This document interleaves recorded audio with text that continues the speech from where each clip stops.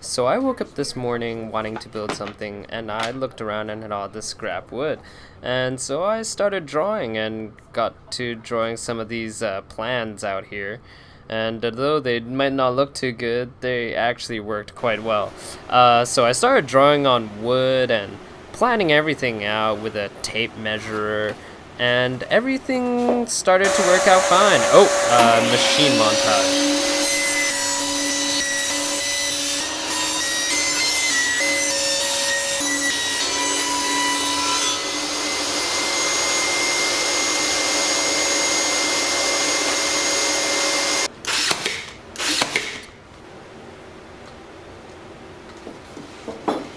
Here's me measuring everything out, just making sure everything fit before I nail gun them.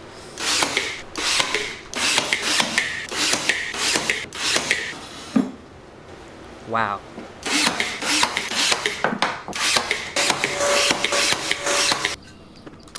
So here's the almost finished project, and now I'm gonna tuck it in, and it fits nicely. Very snug, very good. So here it is in full use with the books on the top and camera and other gear at the bottom. I think this was a pretty good build, and see you tomorrow.